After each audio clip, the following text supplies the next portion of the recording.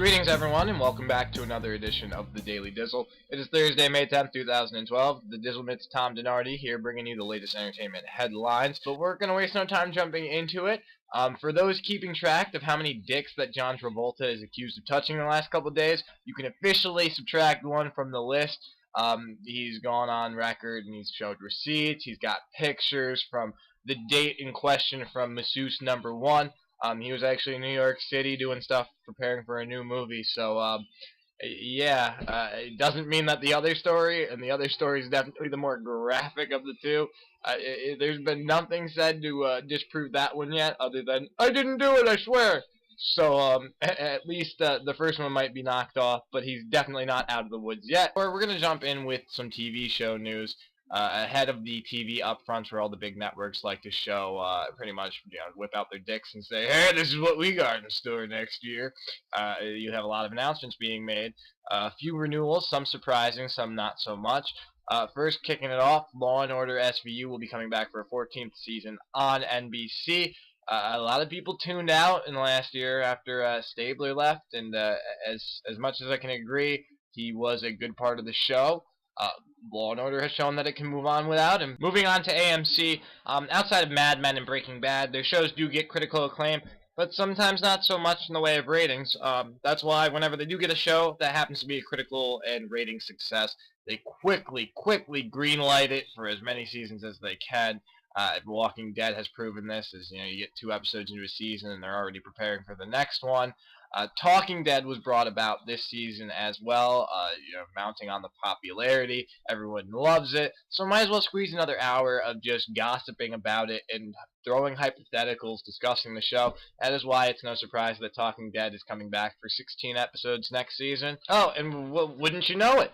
Apparently Walking Dead is 16 episodes next season. Well, that's a coincidence, huh?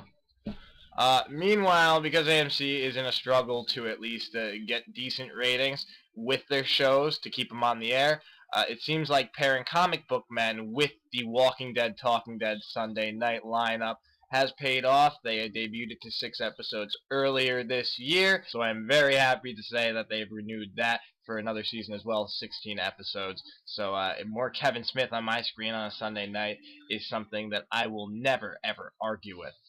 Now jumping over to Fox, they unfortunately have a mixed bag. While they did renew one of their shows, they also had to cancel one. First, the renewal. Everyone who has been going through Kiefer Sutherland withdrawal after 24 and needs their Jack Bauer fix, who's been worried that Touch might not be able to come back for a second season, fret no more. They've officially renewed it. You can attribute that to a lot of clout that Kiefer Sutherland has. I mean, he's a decent star. It's why he flips out and makes headlines for crazy things occasionally, ever since 24. But Fox is actively trying to develop a 24 movie, so they're trying to keep on his good graces, which may or may not have to do with Touch's renewal, considering it's kind of started to dive down in the ratings since its premiere. Another show which had the same situation of okay debut, but couldn't hold its footing, unfortunately has met its maker. J.J. Abrams' Alcatraz will no longer be on Monday nights. With House going, Alcatraz getting canceled, Monday nights aren't looking too good for Fox. Another possible victim of cancellation over on the ABC side of things, Cougar Town might not make it beyond its 2nd season for ABC. However, rumors are that TBS is going to try and pick it up for at least 2 more seasons. To help with its syndication, help make it more money, help all the parties involved. I have to say, the only thing I disagree with is the fact that Alcatraz is now canceled. It was a great show from beginning to end. It had actually sparked interest in the public to check out Alcatraz again, though I guess people are really dumb when at Alcatraz they have to put up stuff like, hey, that whole plot of the TV show that made you want to come here, yeah, it's fake. Don't be trying to look around for hidden rooms and shit. So I guess it might be a good thing in the long run for the sake of people not thinking that the show was actual fact. But still, it was a great show by J.J. Abrams. And what you do, you cancel it after 1 season, and you keep his show that's got a quarter of the ratings, Fringe, keep that on so it can finish out a final season. It seems like it was a very high price to pay to guarantee that Fringe gets, 12 more episodes? God damn it, why did they have to cancel Alcatraz? Now to regroup and moving on. Now I was finally able to go check out Avengers for myself in all its IMAX 3D glory. Holy shit, I don't care how much it cost. I'm glad I spent the extra money. It's totally worth it. The 3D was epic. The action was awesome. One of the best comic book movies ever.